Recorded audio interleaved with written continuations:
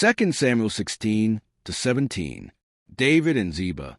When David had gone a short distance beyond the summit, there was Ziba, the steward of Mephibosheth, waiting to meet him. He had a string of donkeys saddled and loaded with 200 loaves of bread, 100 cakes of raisins, 100 cakes of figs, and a skin of wine. The king asked Ziba, "Why have you brought these?"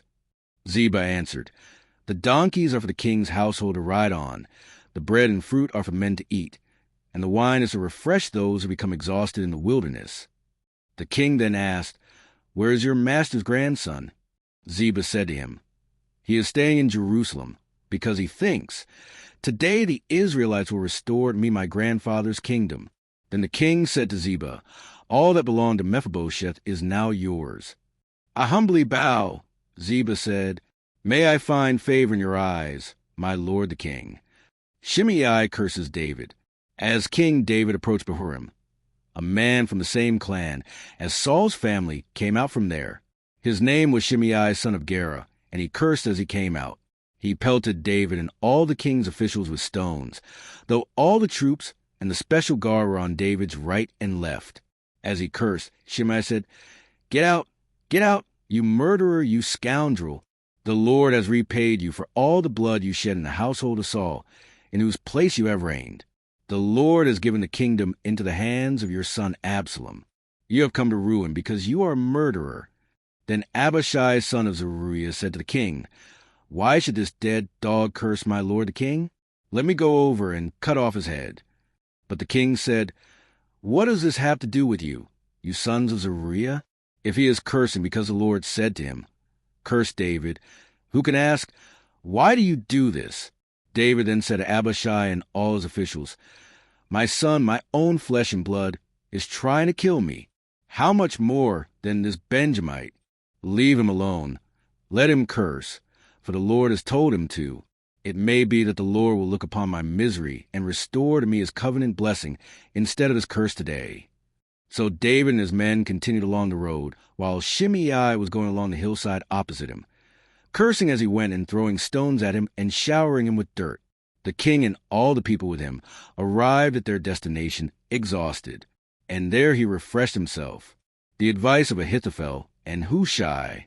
Meanwhile, Absalom and all the men of Israel came to Jerusalem, and Ahithophel was with him. Then Hushai the Archite, David's confidant, went to Absalom and said to him, "Long live the king! Long live the king!" Absalom said to Hushai, "So this is a love you show your friend? If he's your friend, why didn't you go with him?" Hushai said to Absalom, "No, the one chosen by the Lord, by these people, and by all the men of Israel, his I will be, and I will remain with him. Furthermore, whom should I serve? Should I not serve the son? Just as I serve your father, so I will serve you." Absalom said to Ahithophel, "Give us your advice. What should we do?" Ahithophel answered, "Sleep with your father's concubines whom he left to take care of the palace. Then all Israel will hear that you have made yourself obnoxious to your father, and the hands of everyone with you will be more resolute." So they pitched a tent for Absalom on the roof, and he slept with his father's concubines in the sight of all Israel. Now in those days the advice of Ahithophel gave was like that of one who inquires of God. That was how both David and Absalom regarded all of Ahithophel's advice. Ahithophel said to Absalom, "I would choose 12,000 men and set out tonight in pursuit of David. I would attack him while he is weary and weak. I would strike him with terror, and then all the people with him will flee. I would strike down only the king and bring all the people back to you. The death of the man you seek will mean the return of all. All the people will be unharmed." This plan seemed good to Absalom and to all the elders of Israel. But Absalom said, "Summon also Hushai the Archite, so we can hear what he has to say as well." When Hushai came to him, Absalom said, "Ahithophel has given this advice. Should we do what he says? If not, give us your opinion." Hushai replied to Absalom, "The advice Ahithophel has given is not good this time. You know your father and his men. They are fighters, and as fierce as a wild bear rob her cubs. Besides, your father is an experienced fighter. He will not spend the night with the troops. Even now, he is hidden in a cave or some other place. If he should attack your troops first, Whoever hears about it will say, 'There has been a slaughter among the troops who follow Absalom.' Then even the bravest soldier, whose heart is like the heart of a lion, will melt with fear, for all Israel knows that your father is a fighter and that those with him are brave. So I advise you, let all Israel, from Dan to Beersheba, as numerous as the sand on the seashore, be gathered to you, with you yourself leading them into battle. Then we will attack him wherever he may be found, and we will fall on him as dew settles on the ground. Neither he nor any of his men will be left alive. If he withdraws into a city, then all Israel will bring ropes to that city, and we will drag it down to the valley until not so much as a pebble is left." Absalom and all the men of Israel said, "The advice of Hushai the Archite is better than that of Ahithophel." For the Lord had determined to frustrate the good advice of Ahithophel in order to bring disaster on Absalom.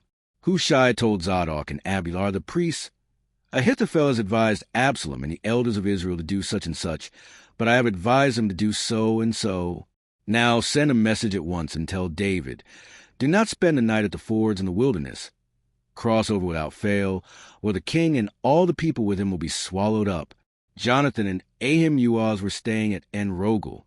A female servant was to go and inform them, and they would go and tell King David, for they could not risk being seen entering the city. But a young man saw them and told Absalom. So the two of them left at once and went to the house of a man in Bahurim. He had a well in his courtyard, and they climbed down into it. His wife took a covering and spread it out over the opening of the well and scattered grain over it. No one knew anything about it. When Absalom's men came to the woman at the house, they asked, "Where are Ahimaaz and Jonathan?" The woman answered them, "They crossed over the brook." The men searched but found no one. So they returned to Jerusalem. After they had gone, the two climbed out of the well and went to inform King David. They said to him, "Set out and cross the river at once. Ahithophel has advised such and such against you." So David and all the people with him set out and crossed the Jordan. By daybreak, no one was left who had not crossed the Jordan. When Ahithophel saw that his advice had not been followed, he saddled his donkey and set out for his house in his hometown. He put his house in order and then hanged himself. So he died and was buried in his father's tomb. Absalom's death. David went to Mahanaim, and Absalom crossed the Jordan with all the men of Israel. Absalom had appointed Amasa over the army in place of Joab. Amasa was the son of Jether, an Ishmaelite who had married Abigail, the daughter of Nahash and sister of Zeruiah, the mother of Joab. The Israelites and Absalom camped in the land of Gilead. When David came to Mahanaim, Shobi son of Nahash from Rabbah the Ammonites, and Machir son of Ammiel from Lo-Debar, and Barzillai the Gileadite from Rogelim brought bedding and bowls and articles of pottery. They also brought wheat and barley, flour and roasted grain, beans and lentils, honey and curds, sheep and cheese from cow's milk for David and his people to eat.